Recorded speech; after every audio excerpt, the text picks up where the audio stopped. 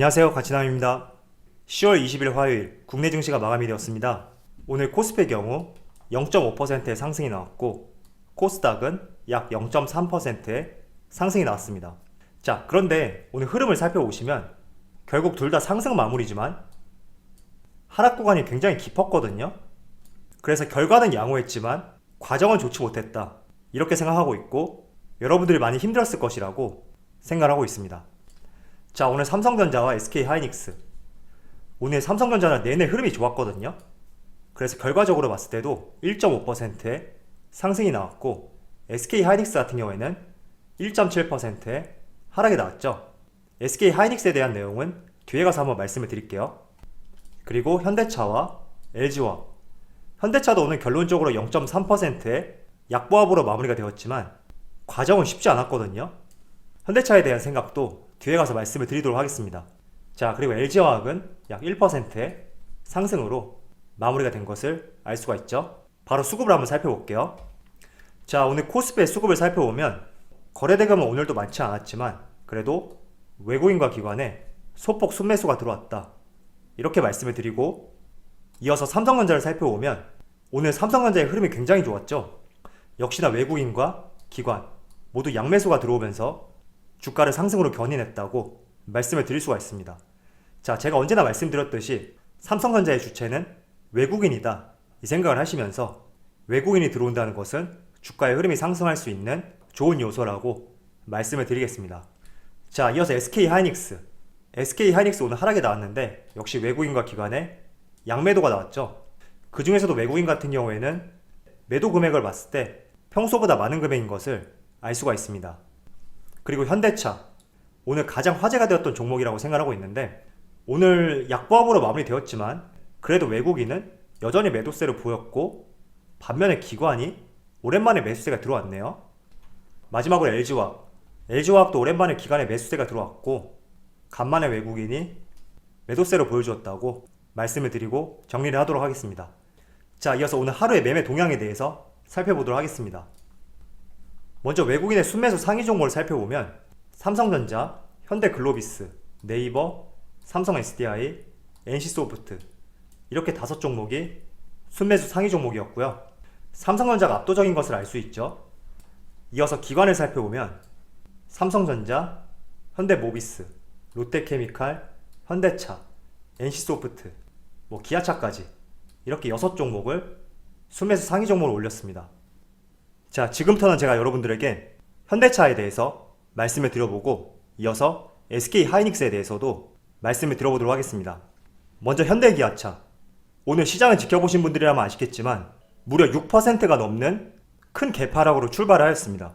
그런데 시가와 달리 어느 정도 낙폭을 만회하긴 했지만 오늘 굉장히 놀라셨을 거라고 생각이 들거든요. 어제 시장이 종료되고 나서 이런 기사가 하나 발표가 되었죠.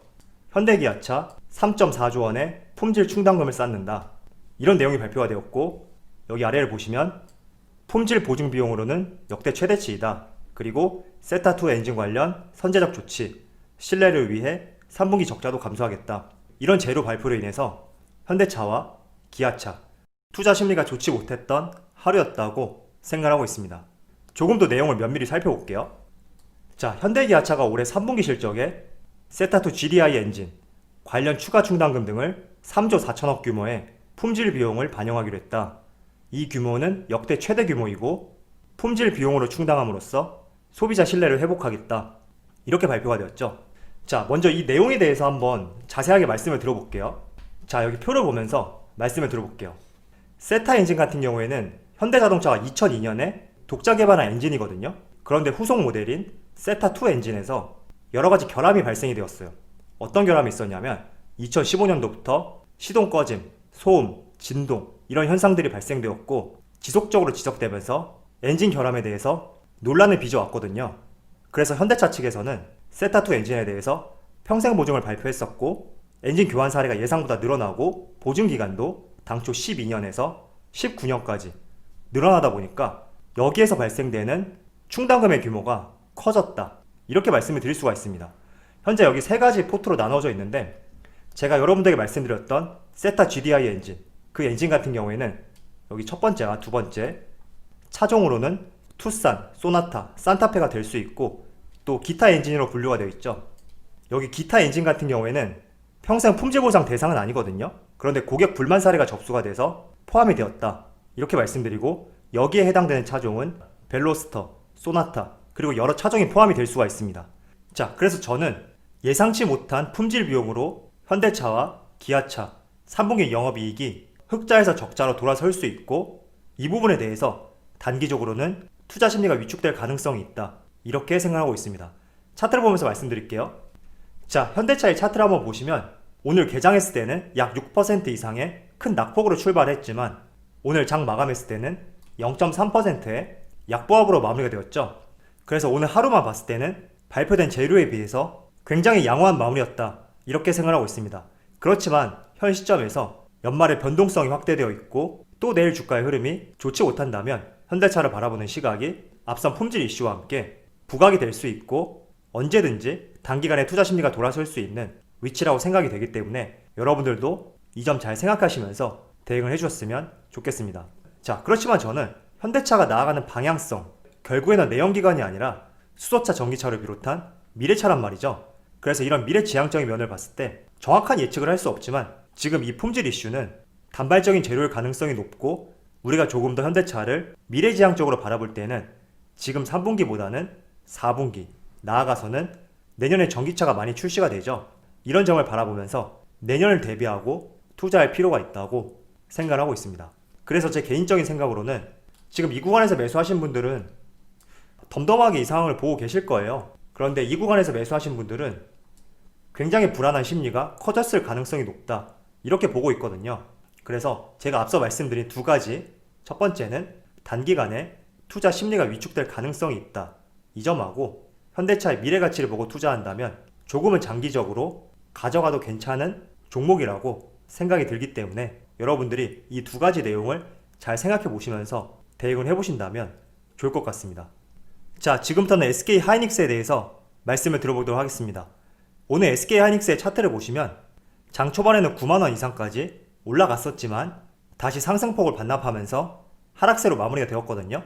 오늘 이렇게 흐름이 나왔던 이유 중에 하나가 SK 하이닉스의 인텔 메모리 반도체 인수 소식, M&A 소식이죠.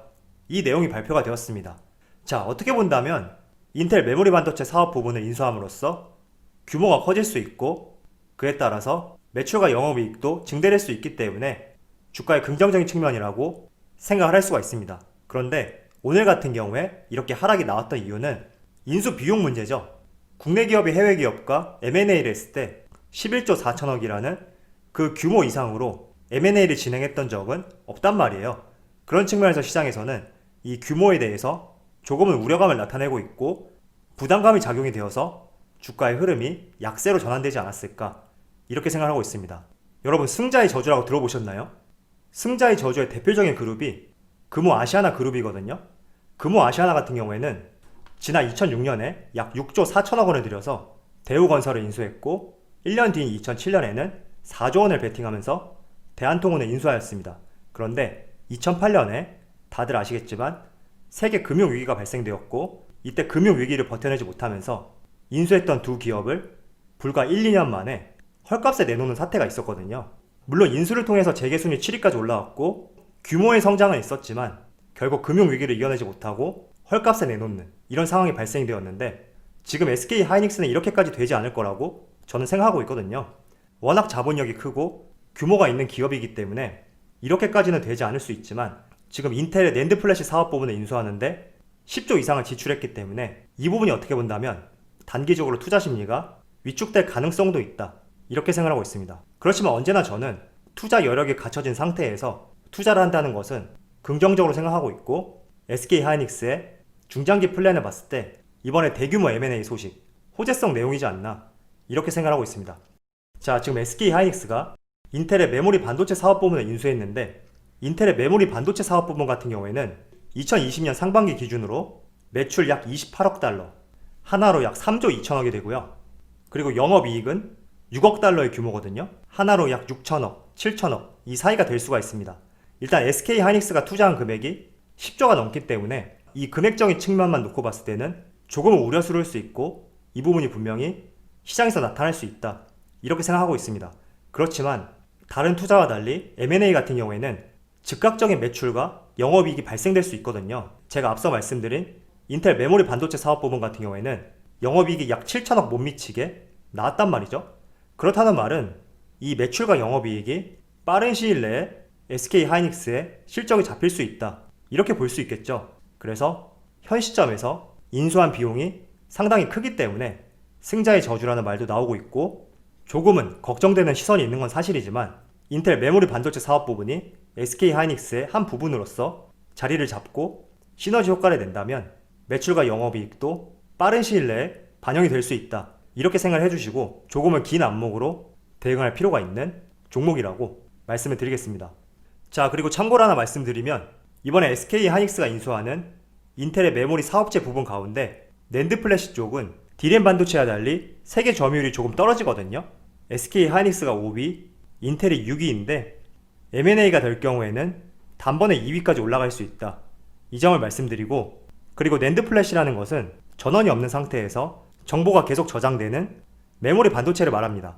반면에 D램 반도체 같은 경우에는 전원이 꺼지면 저장된 자료는 사라지는 메모리 반도체다, 이렇게 이해를 해주시면 메모리 반도체 안에 있는 D램과 낸드 플래시의 차이점을 조금 이해할 수 있을 것이라고 말씀을 드리겠습니다. 그래서 앞서 말씀드린 현대기아차의 품질 충당금, 이 이슈하고 SK 하이닉스의 M&A 소식, 단기적으로는 투자 심리가 위축될 가능성이 조금은 있어요. 왜냐하면 적은 금액도 아니고 큰 금액이 발생이 되었기 때문에 투자 심리가 위축될 수는 있다, 이렇게 생각하고 있습니다. 그렇지만 먼저 SK 하이닉스 같은 경우에는 투자를 위한 형태이기 때문에 이 부분이 즉각적인 매출과 영업이익으로 잡힐 수 있고 시장의 점유율도 상승될 수 있는 기대감들이 많기 때문에 조금은 중장기적으로 가져간다면 주가는 긍정적인 방향으로 움직일 가능성이 많다고 저는 생각하고 있습니다. 자, 그리고 현대기아차 같은 경우에도 어쨌든 기대했던 3분기 영업이익이 품질 비용으로 다 지출이 된단 말이죠. 그래서 적자를 예상하고 있기 때문에 단기적으로 투자 심리는 위축될 가능성이 있지만 미래의 현대차의 가치, 그리고 내연기관이 아닌 전기차와 수소차의 방향성을 잡았기 때문에 이런 부분에 여러분들이 조금은 중점적이고 중요시하게 생각을 하신다면 현재 3분기보다 내년을 위한 투자를 하겠다, 이런 마음가짐의 자세가 필요한 시점이라고 생각을 하고 있습니다. 자, 최근에 마음 편하게 투자할 수 있는 종목이 없다, 이렇게 생각하시는 분들이 많으실 거예요.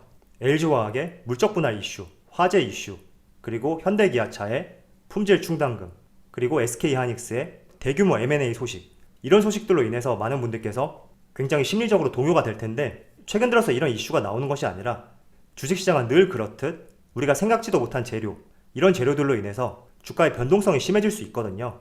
그래서 언제든지 여러분들이 이런 내용과 재료, 기사들은 나올 수 있는 것이고, 내가 이런 재료, 기사들이 나온다고 하더라도 조금은 먼 미래까지 안고 갈 수 있는지, 이런 점들을 생각해 보시면서 늘 대응할 필요가 있다고 말씀을 드릴게요. 삼성전자도 마찬가지예요. 최근에 삼성전자도 특별한 이슈가 나오진 않고 있지만 지난 2016년에 갤럭시 노트 7 화재 리콜 소식, 이런 소식도 있었고, 약 2년 전이죠. 이재용 부회장의 구속사건, 이런 소식도 있기 때문에 삼성전자라고 우리가 걱정할 만한 이슈가 나오지 않는다, 그런 것은 아니니까 항상 언제든지 이런 기사들은 나올 수 있고, 꼼꼼하게 내용을 파악해서 여러분들이 어떤 포지션을 정할지, 이런 전략을 취하는 것이 가장 중요한 포인트라고 말씀을 드리겠습니다. 자, 시장이 참 쉽지 않네요. 그래도 매번 안 좋을 수만 없기 때문에 늘 힘내셨으면 좋겠고요. 언제나 여러분들의 성공 투자를 기원하도록 하겠습니다. 그럼 마치도록 할게요. 감사합니다.